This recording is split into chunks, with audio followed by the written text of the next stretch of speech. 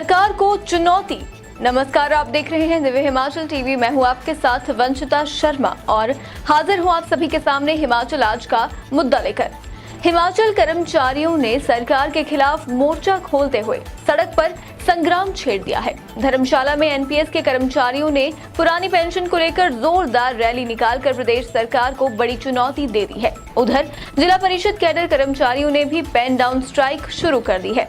NHM के मुलाजिमों का आंदोलन सामने खड़ा है। अब सरकार कैसे निपटेगी इन आंदोलनों से, हम पहाड़ी में इसी पर चर्चा कर रहे हैं अनिल अग्निहोत्री और राजेश शर्मा। नाराज कर्मचारी सड़कों पर। राजेश, इससे पहले कि हम बाकी लोगों की बात करें, ओल्ड पेंशन स्कीम को लेकर जो अभी नए सिरे से आंदोलन चला हुआ है, आज बारी थी धर्मशाला की। राजेश, बिल्कुल है ना जी। यहाँ पे पेंशन रैली, जो ओल्ड पेंशन रैली या जो भी संकल्प रैली जो बोलते पेंशन संकल्प रैली आज हुई। राजेश, जितनी भी हुई है, 5वीं रैली थी शायद, है ना। तो इसमें बहुत ज्यादा भीड़ उमड़ी है और आक्रोश बहुत ज्यादा झलका है कहीं और के बजाय दूसरी राजधानी में। बिल्कुल, क्या आलम था राजेश? बिल्कुल, देखिए, पुरानी पेंशन बहाली के लिए आज धर्मशाला में जितने भी एनपीएस के कर्मचारी थे, कांगड़ा जिला के साथ साथ प्रदेश भर के कर्मचारियों ने ज्यादा से ज्यादा यहाँ शिरकत की है। 3 से लेकर 4,000 के बीच ये कर्मचारी धर्मशाला पहुंचे थे। उन्होंने एनपीएस योजना का विरोध किया और सरकार से पुरानी पेंशन की समय रहते बहाली की मांग की। शहीद स्मारक से रैली का इसका आगाज हुआ अग्निहोत्री जी, और ये जिला सचिवालय तक रैली निकाली गई और हाथों में पोस्टर बैनर लेकर ये कर्मचारी नारेबाजी करते हुए यहां पहुंचे, जहां उन्होंने सरकार से पुरानी पेंशन बहाल करने की मांग की। तो मसला यही था कि इसके बाद फिर यहां संबोधन हुआ। जितने प्रदेश संगठन के इनके जो अध्यक्ष हैं प्रदीप ठाकुर, उन्होंने संबोधित किया, जिला अध्यक्ष ने यहां संबोधित किया। मसला वही था कि जितने भी एनपीएस के कर्मचारी हैं, जोश आज उनमें भरा गया है। धर्मशाला से बहुत जोश भरा गया। राजेश, हमने देखा लाइव, हमने टीवी पे किया, टीवी में बहुत सारे लोग देख रहे थे, रिएक्शन बहुत ज्यादा है, कमेंट्स बहुत ज्यादा है। राजेश, वक्ताओं ने क्या कहा? इनपुट तो ये है कि दबे छिपे शब्दों ने सरकार को चेतावनी दी है, या तो हमारी बात मान लीजिए, नहीं तो चुनाव आ रहे हैं। बिल्कुल, मायने क्या होते हैं सबको पता है। क्या कहा राजेश वक्ताओं ने? जल्दी से बताना चाहिए। प्रदेश अध्यक्ष प्रदीप ठाकुर ने इस रैली को संबोधित किया। अग्निहोत्री, जितने भी यहाँ ये एनपीएस के कर्मचारी पहुंचे थे, 2-3 बड़ी महत्वपूर्ण चीजें कही हैं उन्होंने। पहले ये कहा कि राजस्थान और छत्तीसगढ़ ने पुरानी पेंशन बहाल कर दी है, झारखंड उस दिशा में आगे बढ़ गया है, बाकी राज्य भी कदम उठा रहे हैं, तो हिमाचल प्रदेश सरकार कब कदम उठाएगी, ये सरकार से वहां से पूछा गया है। दूसरा, इन्होंने ये कहा है कि सरकार का साथ इन विधानसभा के चुनावों में तभी देंगे जब सरकार यहां कर्मचारियों के लिए पुरानी पेंशन बहाल करेगी। मसला सीधा सीधा है कि कर्मचारी वर्ग सरकार से तभी जुड़ेगा जब सरकार उनके लिए सौगात पुरानी पेंशन की बहाली की देगी। इसके बाद इन्होंने ये कहा है कि शिमला में बहुत बड़ा प्रदर्शन हो रहा है, उसके लिए एनपीएस के जितने भी कर्मचारी हैं रणनीति वो तैयार कर रहे हैं। सरकार को संघर्ष की धमकी दी है, सरकार को एक तरह से उन्होंने चेतावनी भी दी है, और सरकार को एक तरह से ऑफर भी एनपीएस के कर्मचारियों ने दिया है, पेंशन दो वोट लो। हाँ, वही पुरानी बात। अब ये अलग बात है कि सरकार अभी टस से मस नहीं हो पा रही है, क्योंकि मामला जो है डबल इंजन के बड़े इंजन से जुड़ा हुआ है, दिल्ली वाले से। चलिए, इस पे हम नजर रखेंगे। बहुत बड़ा मसला है ओपीएस का, हम निरंतर इस पे चर्चा करते आए हैं और आगे भी करते रहेंगे। अब जरा राजेश, कल के मंत्रिमंडल के परिप्रेक्ष्य में उस कंसर्न में हम आगे चर्चा कर लेते हैं। हजारों कर्मचारी कल निराश हुए हैं। राजेश, कैसा है कर्मचारियों का मूड? और ज्यादा राजेश हैरानी पता किस चीज पे बताई जा रही है? जो बड़े मामले, ऐसा कहा गया था कि स्वयं सरकार ने या मुख्यमंत्री साहब ने अधिकतर मामलों को यह कहा था कि मंत्रिमंडल की बैठक में लाई है, बिल्कुल चर्चा ही नहीं हुई। क्या कह है? बिल्कुल सही है। देखिए, कर्मचारियों के मूड की जहां तक बात है, एक तरह से मूड आप समझ ही सकते हैं। आज रैली में वही दिख रहा था कि जिस तरह का माहौल आज रैली का बना था, संकेत वहां से साफ था कि मूड सही नहीं है कर्मचारियों का। दूसरा, इस जो पिछले दिन जो कैबिनेट की बैठक हुई है, उस कैबिनेट के लिए 4 ऐसे बड़े महत्वपूर्ण कर्मचारियों के मसले थे जो मुख्यमंत्री जयराम ठाकुर ने कहा था कि उनको कैबिनेट में लाइए, समाधान उन मसलों का कैबिनेट में किया जाएगा। जिला परिषद कैडर के कर्मचारियों के विलय की बात थी। 4,700 ये कर्मचारी हैं, इनका मसला कहां डिस्कस किया, आया तक नहीं कैबिनेट में। और यूजीसी स्केल की मांग यूनिवर्सिटी के प्रोफेसर और कॉलेज के असिस्टेंट प्रोफेसर जो कर रहे हैं, 2200 के करीब ये शिक्षक हैं अग्निहोत्री जी, जो सरकार से यूजीसी का स्केल 2016 से मांग रहे हैं। सही। अब सरकार ने कहा था मंडी में, आप याद करिए मुख्यमंत्री जयराम ठाकुर ने इनको कहा था कि बिल्कुल कैबिनेट में इसको लेके आ रहे हैं तो आप निश्चिंत हो जाइए, हड़ताल टाल दीजिए। तो वहां से हड़ताल फिर टल गई थी। इसके अलावा अगर हम बात करें तो बाकी भी और एनएचएम के कर्मचारी थे जिनको भी सरकार ने कहा था कि उनकी, क्योंकि कमेटी ने उनकी पॉलिसी तो बना दी थी और सरकार के पास हैंडओवर कर दी है, अब उस पर चर्चा अगर नहीं हो रही है, बिल्कुल एनटीटी की भर्ती के लिए मुख्यमंत्री जयराम ठाकुर ने खुद कहा था, लेकिन हुआ कुछ नहीं। जब इन वर्गों की जितनी, क्योंकि अगर आप इनकी संख्या अगर जोड़ते हैं तो बहुत सारे ये पद हैं, बहुत सारे ये कर्मचारी हैं जो सरकार से लाभ चाह रहे हैं, मिला कुछ नहीं। आंदोलन पे उतरने को तैयार है शायद? जी बिल्कुल बिल्कुल, आंदोलन पे उतरने को तैयार है। कल सबसे बड़ा आंदोलन हो रहा है अग्निहोत्री जिला परिषद कैडर के जितने भी कर्मचारी हैं, बिल्कुल पेन डाउन स्ट्राइक कल इनकी होने जा रही है। 4700 के करीब ये कर्मचारी हैं, जिसमें जेई भी हैं, पंचायत सचिव भी हैं और उसमें फिर डाटा एंट्री ऑपरेटर भी हैं। ये तमाम कर्मचारी मतलब काम रुक सकता है। बिल्कुल पंचायतों में काम नहीं होगा, पेन डाउन स्ट्राइक की पहले से बिल्कुल, तो ये कल वहां होने जा रहा है। इसके बाद एनएचएम के कर्मचारियों का आंदोलन सरकार के सामने खड़ा है अग्निहोत्री जी। 1700 ये कर्मचारी हैं,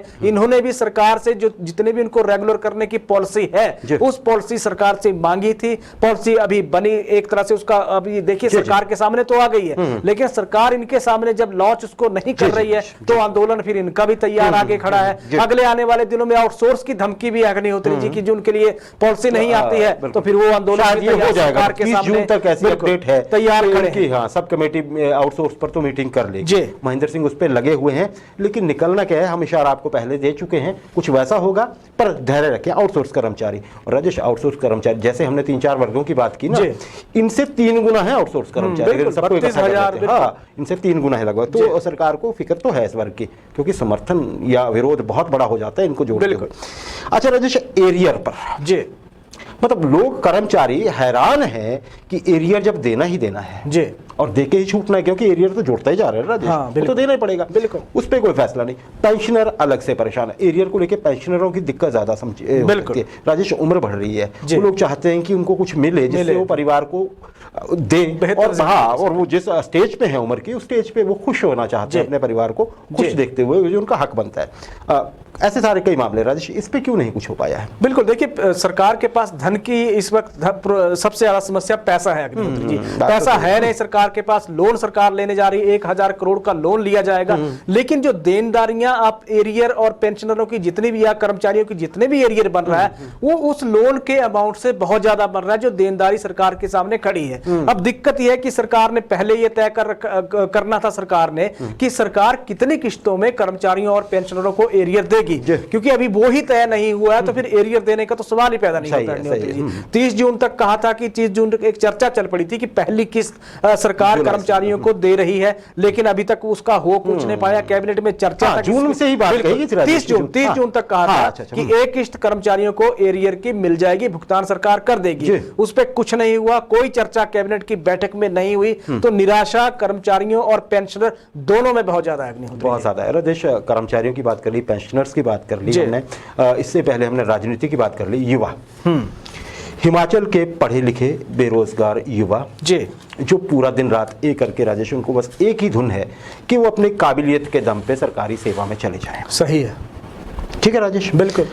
अब सरकारी सेवा के रास्ते तो तभी खुलेंगे जब सरकार खोलना चाहेगी। राजेश देखिए, आरोप ये लग रहे हैं विपक्ष की तरफ से भी और समाज के कुछ क्षेत्रों की ओर से भी कि सरकार का इरादा वर्तमान में, देखिए, रोजगार कितना दिया उस संख्या को बढ़ाने पे है। बिल्कुल, क्यों कहा जा रहा है? पहले आप देखिए स्कूलों में मल्टीटास्क वर्कर्स, पीडब्ल्यूडी में, अब आईपीएच में ये संख्या कहीं पहुंच जाती है राजेश 15, 16, 17 हजार तक। लेकिन क्वालिटी एम्प्लॉयमेंट हमने कल भी चर्चा की थी राजेश, इतने पढ़े लिखे ट्रेंड लोग हैं, क्योंकि जो हमने 3 कैटेगरी बताई, देखिए इसमें भी जरूरत है, ऐसा नहीं सरकार गलत कर रही है और लोगों को क्यों दे रही है, उनको वो अपनी जगह सही है, लेकिन यहाँ पे सरकार के कम पैसों में बहुत सारे लोगों को खुश करने की बात बन जाती है।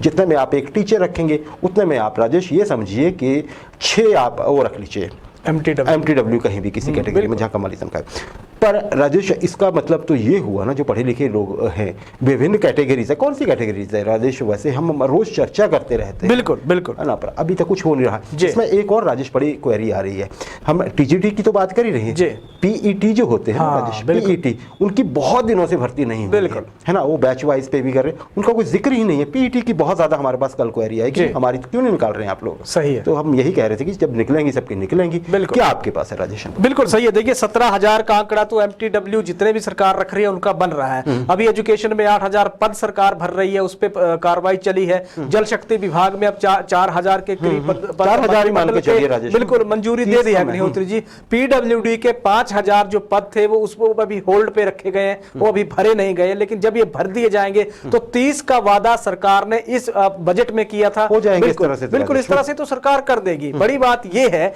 कि सरकार ऐसे पदों को भर के एक संदेश आम जनता में यह देना चाहती है कि वर्तमान सरकार ने बहुत ज्यादा नौकरियां लोगों को दी हैं, फिर वहां से एक चुनावी माहौल बनाने की कोशिश की जाएगी। वर्गों की आपने बात की, जेई की कितनी भर्तियां हुई अग्निहोत्री जी? टीजीटी की भर्ती चाहे आर्ट्स की बात है चाहे साइंस की बात है, कितनी भर्तियां निकली हैं? एनटीटी की भर्ती क्यों नहीं हो रही है? फंड सरकार के पास केंद्र सरकार का दिया हुआ है। आपने पीईटी की बात की, लेकिन डीपीई कब से नहीं रखे गए हैं? 3,000 से ज्यादा पद स्कूलों में खाली पड़े हैं, एक पद अभी विज्ञापित हुआ पिछले दिनों, एक पद भरा जा रहा है। बहुत बड़ी खेलों पे ध्यान दिया जा रहा है। बिल्कुल, जेबीटी कितनी बार मुद्दा सुलगा, कितनी बार चीजें उठी, कोई भर्ती पे अभी कोई फैसला नहीं हुआ है। फार्मासिस्ट की भर्ती है, लाइब्रेरियन की भर्ती है, और भी बड़ी महत्वपूर्ण भर्तियां अग्निहोत्री जी, जो सरकार जिस तरह से प्रदेश के क्वालिफाइड वेल क्वालिफाइड युवा एक आस लगा के बैठते हैं हर मंत्रिमंडल की बैठक से, तो निराशा ही फिलहाल उनके हाथ लग रही है, पद विज्ञापित नहीं हो रहे हैं। हाँ, विज्ञापित नहीं हो रहा। राजेश बिल्कुल सही कहे। राजेश,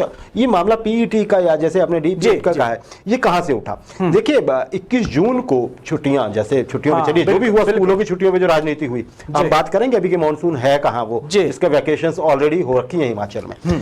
राजेश, अब देखिए इसमें बड़ी बात ये है कि ये जो कैंडिडेट्स हैं, जो पढ़े लिखे युवा हैं, जो जाना चाहते हैं, जो फिजिकल एजुकेशन में ट्रेन करना चाहते हैं बाकी स्कूल के बच्चों, बोले जी योग दिवस पे तो सबको याद आ जाता है, बाकी के 364 दिन बच्चों की फिजिकल फिटनेस का क्या होगा? बिल्कुल सही है। क्या उसमें पीईटी नहीं चाहिए?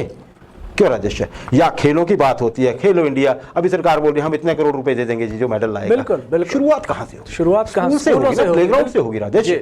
वहां पे स्पेशल आपके जो करिकुलम होता है उसमें अपना पीरियड बनाया होता है स्पोर्ट्स का जी, उसका क्या? सही राजेश, ये सारे सवाल अब जवाब चाहते हैं।